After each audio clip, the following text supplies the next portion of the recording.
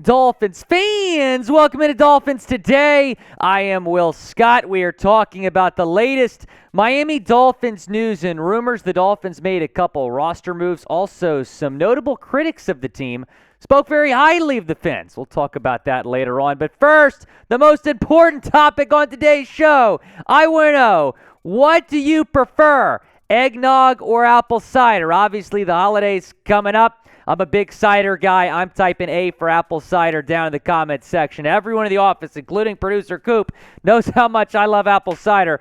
But let me know down in the comments. Type E for eggnog or type A for apple cider. Curious to hear y'all debate down in the comments section. So the Dolphins worked out a couple offensive linemen. So we got to talk about it. We're an offensive lineman show here at Chat Sports. Derek Kersetter, Lester Cotton, and John Toth. Kersetter and Cotton both tackles, and Cotton's more of a guard. And then John Toth is a center. They decided to sign guard Lester Cotton. He has been signed to the Dolphins practice squad, played in 10 games this season for the Las Vegas Raiders, was released by Vegas last week. He found a new home rather quickly. And he saw an increased role in his third season with Las Vegas. Did not play a whole lot in his first two seasons. Let's take a look at his PFF grades from this year. So a 56.8 overall grade.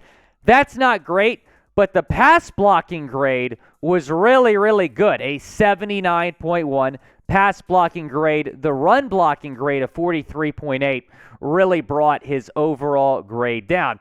Now, granted, that's based on a limited sample size. He was a backup guard, just 90 snaps at right guard this season. Let's see where he might fit on this Dolphins offensive line depth chart. So this is a practice squad signing. He is not on the 53-man roster yet. Now, he could be if an injury happens. Obviously, Eichenberg's been a little bit banged up. Robert Jones did a great job filling in for Liam, and he is not given that job back. Teron Armstead, Brandon Shell, your starting tackles right now. I do believe that Eric Fisher could be the starting right tackle by the end of the season, but Shell has done a serviceable job there and remains there for now. Austin Jackson's on IR. Probably not going to play again this season. So when you look at this move and when you look at the guys the Dolphins worked out yesterday, it's pretty obvious that this is a depth signing. This is in case an injury happens. I do not expect Lester Cotton to start at any point this season for the Dolphins unless you were to see some injuries. But I'm all about adding depth on the offensive line. As you know, this is not a position that the Dolphins have a lot of depth in. So they bring in Cotton, someone who played in 10 games for the Raiders this season.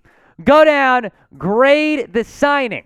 Type A, B, C, D, or F down in the comment section. It is the pinned comment on today's video. So when ad break comes, go and reply. Grade the Dolphins signing of Lester Cotton.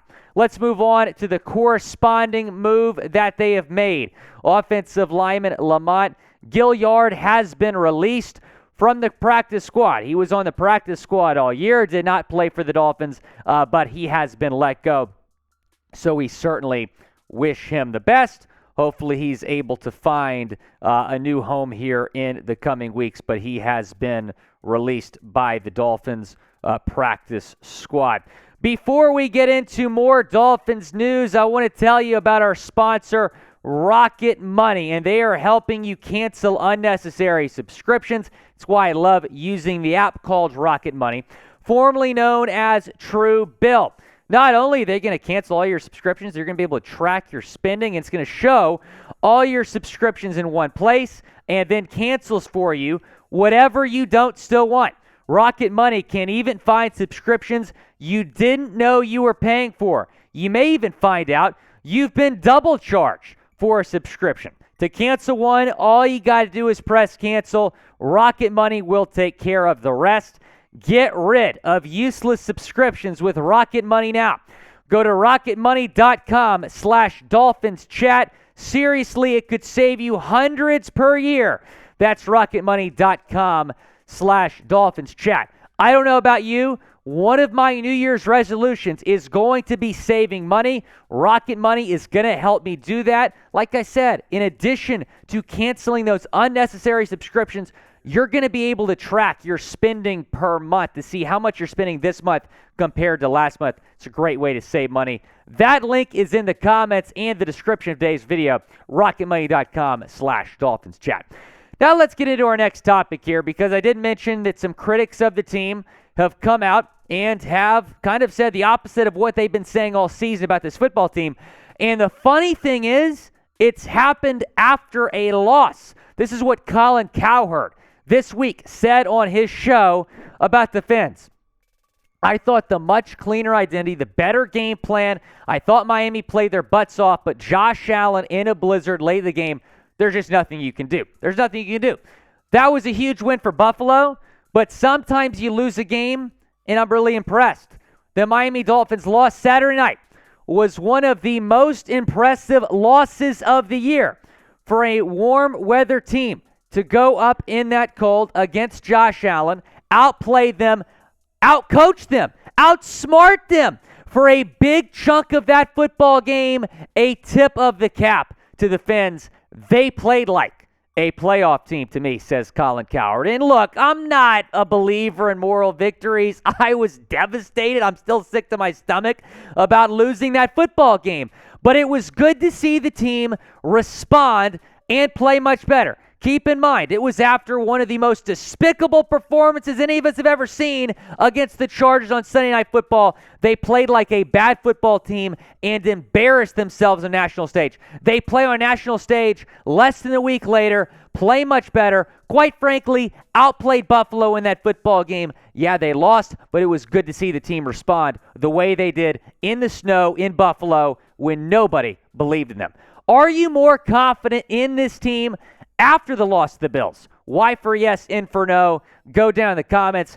I would say yes, although I'm a lot more nervous now about the Dolphins' playoff chances. You can't afford to slip up a fourth straight loss against the Packers on Christmas Day. Stephen A. Smith also chiming in saying this: I sit here today humbled because Tua went into Buffalo in freezing temperatures where it was snowing in the fourth quarter, and he balled. Tyreek Hill, balled. No surprise. Jalen Waddle, balled. That defense, they lost. I get it, but they're not scrubs. And I remember myself saying, they are going to fold in this weather condition. They showed me on Saturday. They can beat anybody.